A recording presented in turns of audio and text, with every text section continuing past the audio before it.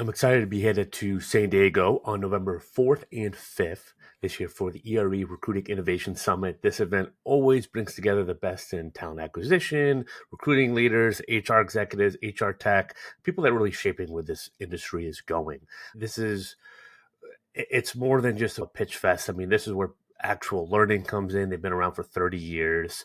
It's a great event in San Diego in November. And you're going to have some excellent speakers, demonstrations. We have pin.com there. Joel Loudry will be there. You'll have the team from ERE there, Jim Stroud. These are people that have been shaping the industry this decade and really where it's going in terms of AI and the blend with AI and recruiters and all that good stuff. I went in April this year and it was a transformative experience. We had a great time with Digital Recruiter booth and speaking and just people learning about automation and content and AI tools. It was just really cool event. So I'll be an official content partner representing Digital Recruiter. So we're going to be capturing videos, doing man on the street, interviewing the speakers, the sponsors, really getting a pulse on the action. So if you're in talent acquisition, if you're agency recruiter, this is the place to be on November 4th and 5th. Go meet your peers in person, learn from them. There's virtual tickets, there's in-person events. It's an awesome time. And so please enjoy our ERE podcast series so it gets you a glimpse of all the people that are going to be at ERE, and we'd love to see you there. Welcome back. Another episode of our ERE podcast series, getting ready for the event in San Diego. Beautiful San Diego, California, November 4th and 5th, 2025. And now I am joined by Ron Pritchett, talent sourcing leader at Cedar. And in my world, which is super cool to see, also started at Allegis Group. He was on the TEKsystems side. I started Aerotech about a month apart back in 2013. And so it's been great to meet him and kind of start to learn and kind of share stories. So I'm excited to record and talk about it live. Ron, how you doing, man? Sure. Thanks so much, Clark. And just to get started, I really appreciate the opportunity to chat with you, sit down and learn from you, kind of give a little bit of info about myself, about what's going down at ERE. But yeah, it's a pleasure. An honor to be here with you. I look forward to the conversation. No, likewise, man. It's there's always something. There's like immediate click when we hopped on, and I'm like, yeah, I saw your tech system is an Aerotech, and like we could just like dive right in, about the ATS that we're using and the process and all that stuff. So we're gonna get into all that, but maybe just like quickly, just you started staffing. Give us a little bit breakdown, kind of what you're doing right now. Yeah, for sure. So started my career in staffing at TEKsystems. Had an opportunity to work in two markets in Charlotte and Nashville, from recruiting to account management. So I had a good foundation in recruiting and sales and the whole full life cycle of recruiting. Then had the opportunity to jump into sourcing. So spent time in IC led teams at Dropbox, Marqeta, whatnot. And most recently, for the past almost 2 years now, have been with Cedar Health. And it's been a great opportunity. Have a sourcing function team, small team, right now, team of 6 of us in sourcing, highly, leveraged towards engineering. And then also have, kind of our business side, G&A, person as well that I kind of lead and help with the process. So been enjoying it, making a huge impact in the health tech world. So really excited, work with a lot of great people. It's on the cutting edge, right? Which is cool. And health tech is booming. There's a lot there, and you have the staffing, you have the corporate. Everyone knows Dropbox. Like you kind of be able to see it all, And so then your topic, you're speaking day 1, 4 p.m. PST, so 7 p.m. EST, right? If you're going to be attending virtually. And your topic is filtering signal from noise at scale. Break us down. Why that topic? What does it mean? Yeah, for sure. It's been a lot, right? When you think about recruiting and how things have changed and the roller coaster we've been on for having one of the hottest markets in our times to some kind of our lower markets on the talent side. It's about understanding with the world of AI, with the world of innovation and technology on how do we marry those efforts with recruiting and that human touch. How do we utilize these tools to make us better, not replace us, but enhance us as organizations, as a talent function. And it's really what it's all about. Like, how do we quiet down the noise to make sure we're not overloaded with all the data, all the tools, all the things that's coming out. It's new things every day. But how do we, stick to the fundamentals, making sure we're keeping the main thing, and that's our job of putting butts in seats and getting hires, but also innovating at the same time. So how do we quiet that noise, stay, laser focused, stay a strategic partner with the business, and make things happen for our organizations? I love it. I love it. If we're going to tease the talk a little bit more, what's like the one thing you see kind of over and over, maybe the most from recruiters, sourcers, that right now with everything available, all the tools, all the noise, that's like typically the one thing maybe to look at, audit, or kind of fix to help with some of that filtering? One thing I always want to add that human touch, so I don't want to like overly commit to using just AI. But with the market, you'll see. I mean, I've talked to several people in the industry across companies, and you can post a job, and within 2 hours, 3 hours, it's 3,000, 4,000 applicants. And just how do we handle that scale, while also making sure we're maintaining quality in candidates and pipelines and trust with our partners. So I think that's one of the biggest things and the biggest issues we're seeing. We're overwhelmed by the amount of activity, and how do we utilize some of our AI solutions and tools to hone in on the right people while not missing the top talent in those areas. And then also, I would say kind of 1B to that is when you're talking about passive sourcing, which is really important in this area as well, because all talent teams are like strained, and they and all of our business partners and our hiring managers who want to hire that top talent. So how do we make sure we're getting the right messaging out when we're passive talent, when we're reaching out to the top 1-2% of the talent pool, when there's so much going on in the industry, and how do we stay focused to get those people and that type of talent in the organization without missing? So I think that's kind of the biggest things I'm seeing on the market. Like how do we scale down that noise? How do we stay focused? How do we maintain high quality candidates without making any missteps? You said the magic word to me, which is one of the key things to filter out the noise, is messaging. And it's right. Is it personalization? Is it relevant? Is it, whatever that all looks like? That's what we see on our sourcing efforts at our agency from digital recruiter clients that are either prospecting or sourcing candidates. But for the sake of this conversation, we'll talk sourcing candidates. Mm-hmm. The number one thing I have people keep in mind when the messaging, especially on the agency side, because people typically just copy and paste a job description, is what's in it for the candidate. And I'm just always stunned at how often I see little thought. It's just a rehash of the job description, but there's nothing that's going to say the top 1 to 2% of the talent for that skill set. To your point, what's going to make them want to take the job? That's And excellent. yeah. Yeah, sorry to cut you off. No, go ahead. Yeah, I was going to ask you what your thoughts were on all that. Yeah. Yeah, that's an excellent talking point. And it's something I worked on early on at Cedar, because what we wanted to do as I joined the organization is really, increase our talent brand. Like our brand is really strong in the industry that we're in, the health tech, but we're competing with the FAANGs. We're competing for talent with everyone, right? So that talent brand, we want to make sure our messaging is, not only capturing their eye, but we're giving you in-depth details. So I've done a lot of research around it. Honestly, I went back and looked into our messaging, like how many messages are we sending? How many sequences are we sending per candidate? How are we following up? Are we adding people to talent communities? What is the content within those messages? What's the title? Like, what are we adding in there? What days of the week are we sending those messages? You can go in a deep dive, and it's a lot of great companies. Jim is one great company we use, and I followed up their year in. They do a summary around messaging, and several other indications, and even some of the messaging historically with our company.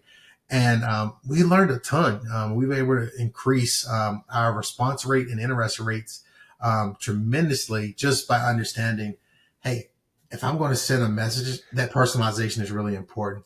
Just the title is really important. Word count. Like, you want to keep things short, sweet, to the point.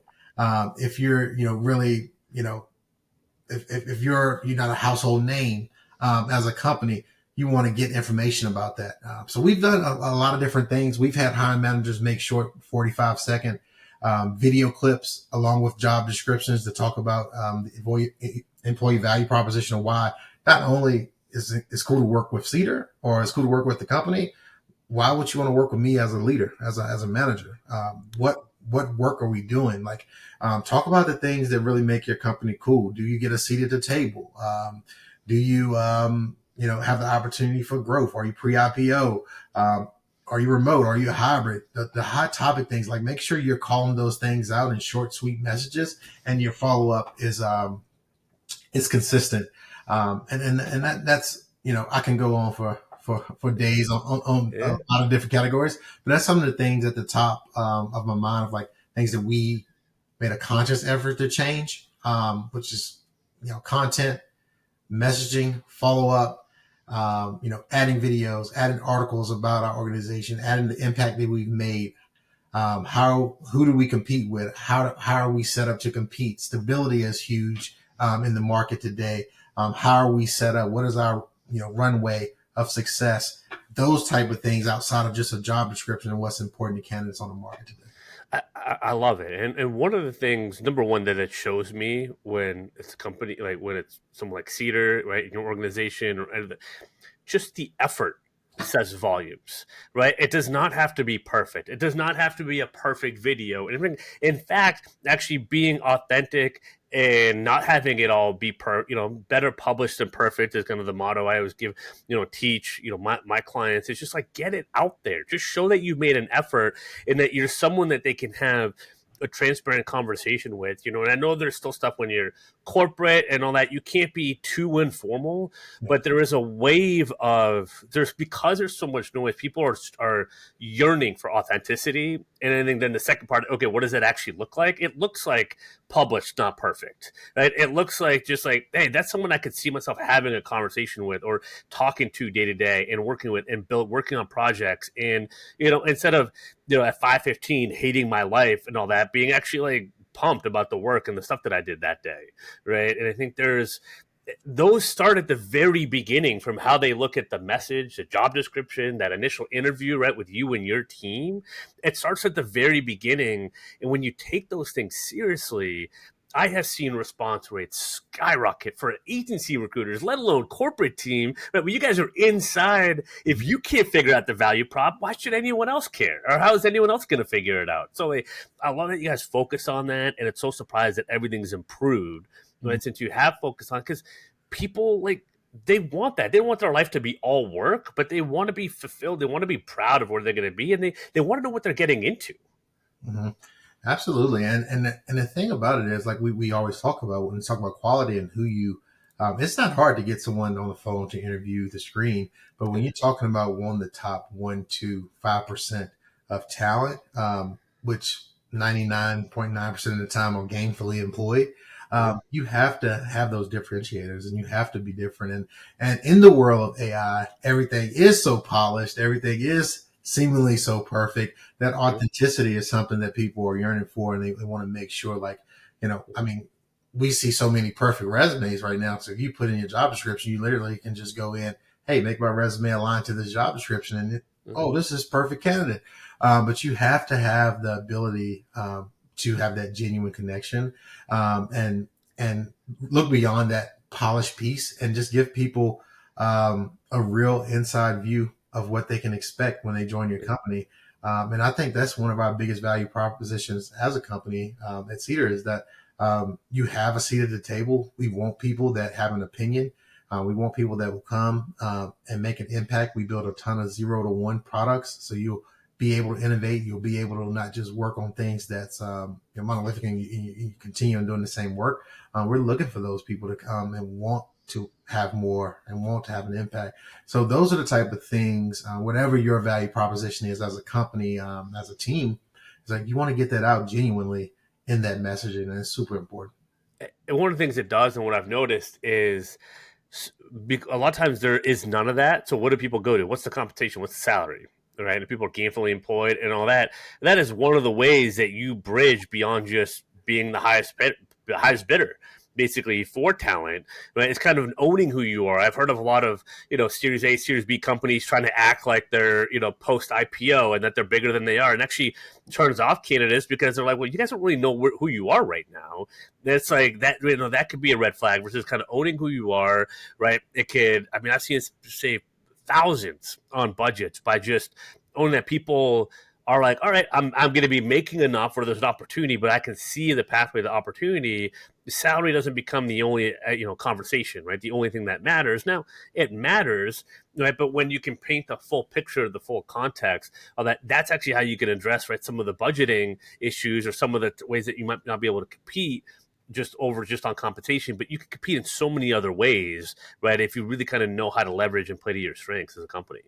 Yeah, I love the Clark, and you hit the nail on the head there. Like, and I won't pretend to say the compensation and just the total compensation and just total rewards as a company is super important, right? People want to be gainfully employed. People want to be fairly compensated, and it's important. But all things equal, and you want to know the three, I think, well, two or three things that I see outside of compensation that really is important for top candidates. They want to know who they're working with. Are they working with other smart people? Are they working with people that they can impact, they can learn from, that they can grow with? What type of impact are they making in the world? Are they working on a product that's impacting people now and in the future?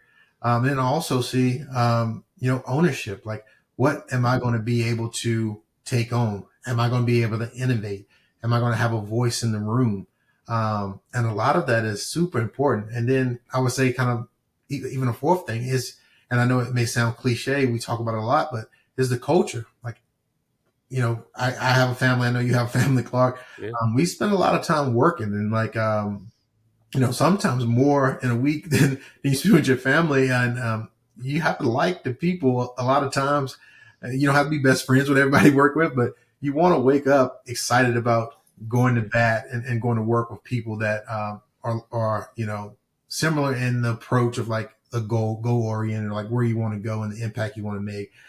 So that culture piece, no matter what that is in your organization, is a really important piece to get across to a lot of candidates as I'm talking to them across the board. I'm with you. I mean, I think one of the biggest blessings that I have owning my company is people that work for me, with me. I got to go to the dentist appointment. I got to pick up my kids, or I got to go to flag football practice early. Can I send my end of day report later tonight? I'm like, sure, like all good, like, because I can surround myself with people that they just get it done. Like they figure out a way, but I'm not micromanaging or hold. I don't. It's just like, yeah, I trust you to get it done. And if you break that trust and you're not doing it, okay, then we have to make it. But you have the full opportunity to earn and keep and build on my trust and just get it done when it's nothing crazy, right? Like there's just like that balance, and I think it's one of the things that reason why I wanted to kind of build my own thing. And it's great to hear of companies, right, like Cedar that have that. It sounds like kind of a similar environment and outlook, because it's achievable to have it all. Like you can, in some ways, you can have your cake and eat it too in 2025. You just have to be strategic, I think, about where you are, about your own career, but having some of those boundaries of like, what you are looking for. And the companies like that are getting out in front of that and be like, this is who you are. Like we're looking for people that vibe with this, Mm-hmm. right? And that align with the mission. It's such an opportunity nowadays, and it's okay not to be for everyone. I think that's one of the things I have to tell people all the time. Like, not everyone is for you, but when you start to establish those lines, they don't have to be a bad thing. Boundaries aren't a bad thing when done right. They can actually help you understand who's meant to be on your ship, right? And people see that might look different than for digital recruiter, and then for ER, and like that's all okay if our goal is just to try to find the right fit at the right time. No, I love it, and when you think about that candidate experience, like it just may not be a fit, and it just might not be a fit at that time. I mean, I've had examples that we've had candidates that make it to an offer stage, and we've had great relationships with them, and they've decided to go to another company, and it could be 6 months, a year from now, and they realize like, hey, this is why I want to reach back out to you all. it's not what I thought it was. It's not, what Yeah. was explained to me. And by, keeping those relationships, by being genuine, upfront, and being true to yourself as a company, and relaying that message, you can build those relationships, and just might not be the right time, and we might come back in the future. So it's all important, to get the right messaging out. And you have to know that and believe in that messaging, as a talent team. So when I think about being a strategic partner with my organization, like, I want to talk to the salespeople. How are you selling our product?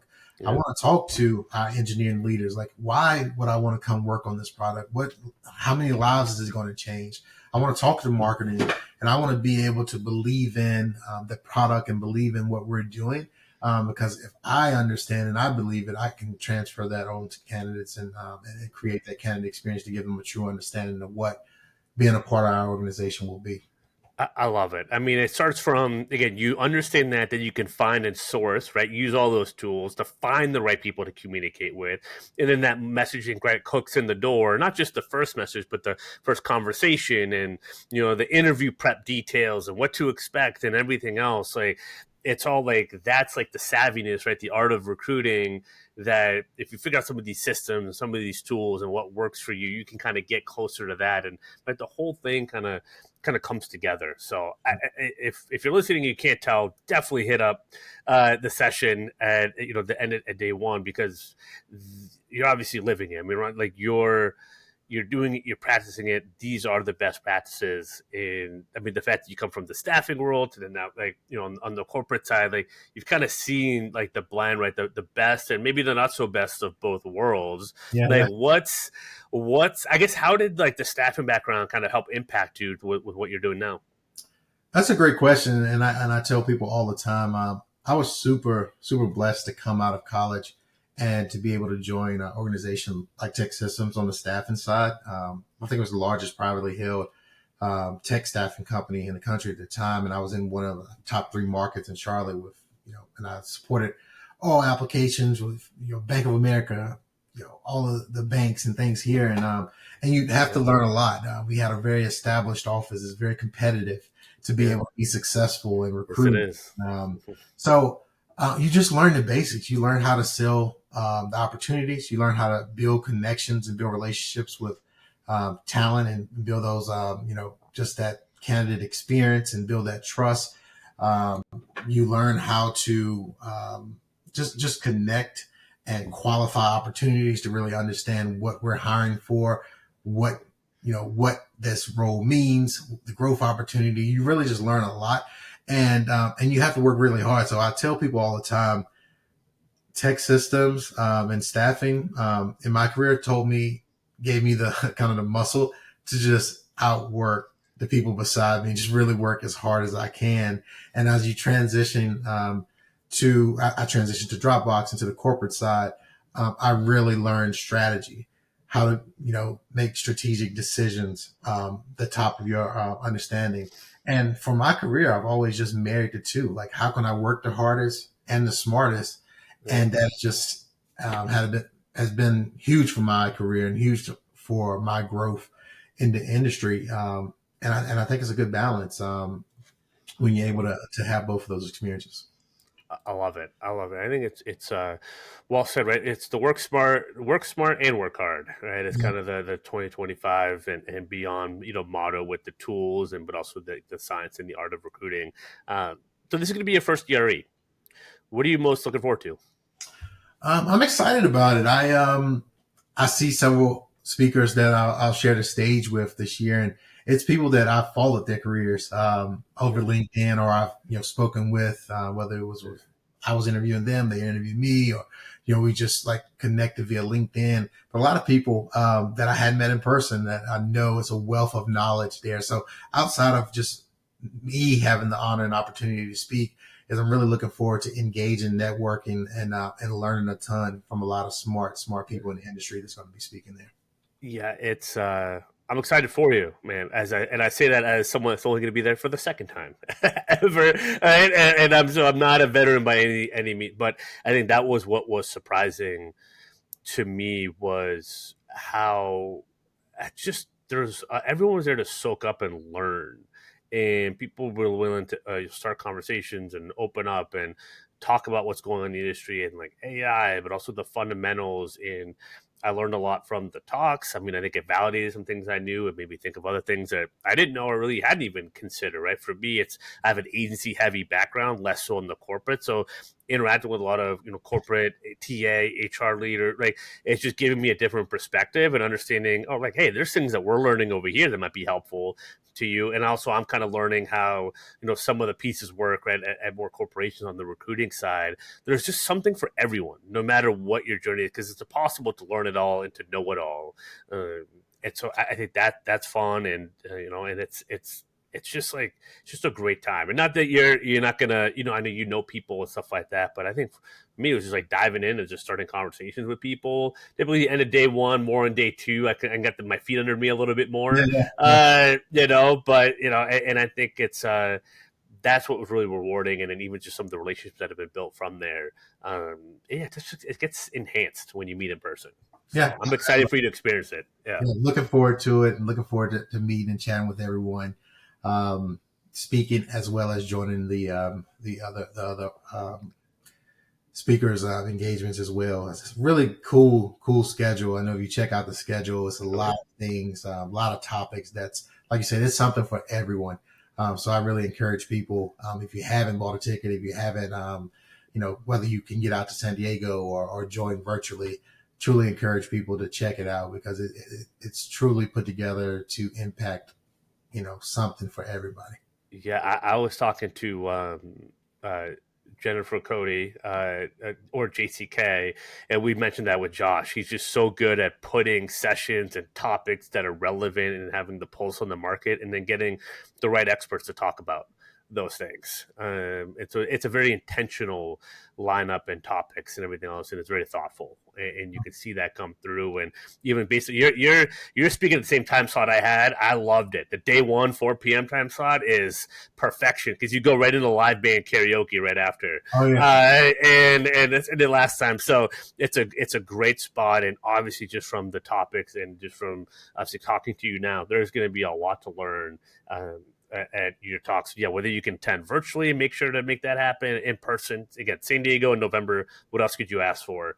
So get out there if you can. But Ron, man, I appreciate you being on here, and I can't wait to meet you in person, man, and continue the conversation. Yeah, absolutely, Clark. Thanks so much for allowing me to share space on your platform, and Of looking course. forward to catching up. And we'll see you all in November. Absolutely. See you then, and make sure to like, give a thumbs up, follow for to watch, to listen to this and all the other podcasts in our ERE series, and connect with me and Ron on LinkedIn if you haven't already, and come hang out with us in San Diego. If you're on the fence, go make it happen. So until next time, y'all, happy hunting or sourcing. See y'all.